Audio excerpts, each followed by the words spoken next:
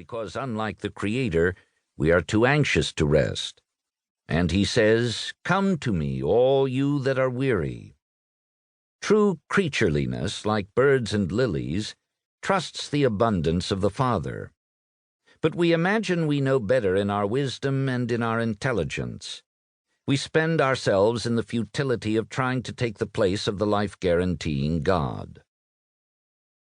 When you are full, do not forget, being full causes amnesia. Being comfortable causes indifference. Being secure makes us unresponsive. There are enough flocks and herds and fish because this is the Creator God, the one who keeps on giving gifts. Prophets are those who complain about their work, threaten to quit, and face God when God is pissed off. But the call is to vouch for enough in a world of fearful anxiety. The people around Moses were weary with what they had. They complained. They complained for a lack of fish and cucumbers and melons and leeks and garlic and onions. In their scarcity, they became restless and contentious and romanticized the past, because scarcity does that. It produces greed and anxiety and often violence. It results in selfish budgets and privatization. It produces violence and meanness and parsimony and anti-neighborliness and road rage and class warfare against the poor. And right in the middle of that, God revs up prophets who ask the right questions and know the faithful answer. Enough. Enough grace to include all. Enough neighborliness to restore safety and dignity. Enough resources to share with widows and orphans and immigrants. Enough of pruning hooks and plowshares that we need not take up the arms of sword and spear. Enough that we need not scandalize the poor with our selfishness.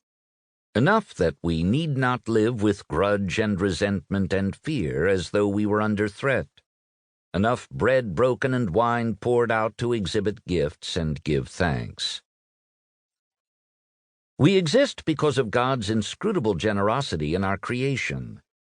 A generosity so rich that we need not be greedy or self-sufficient, because gifts are always being given. That story has its hope and culmination in the promise that God will make all things right, and that our destiny is to be in peaceable communion with God and with our neighbors, in this age and in the age to come.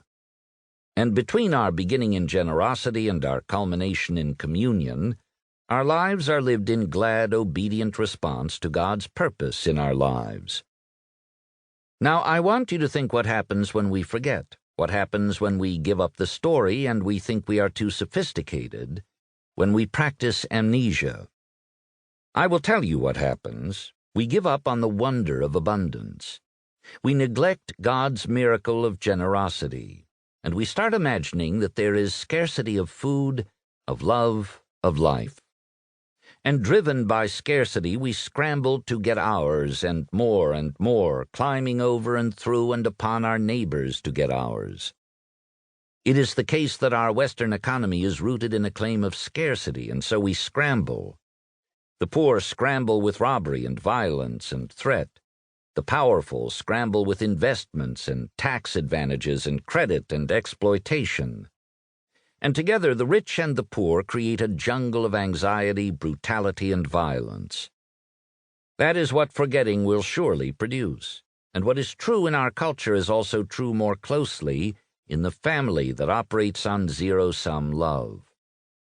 But we remember, and so we know that a life and an economy driven by scarcity is a fraud.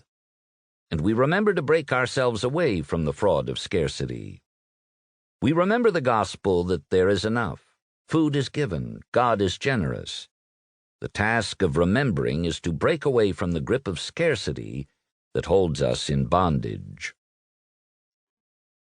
It is odd to talk about self-discipline in a therapeutic, self-indulgent culture of limitless consumerism that is on an endless binge of self-satisfaction. The news is that there is an alternative to all of that. It is rooted in the gospel. Christian people who are serious about Jesus have always been invited to a more excellent way of deliberately saying yes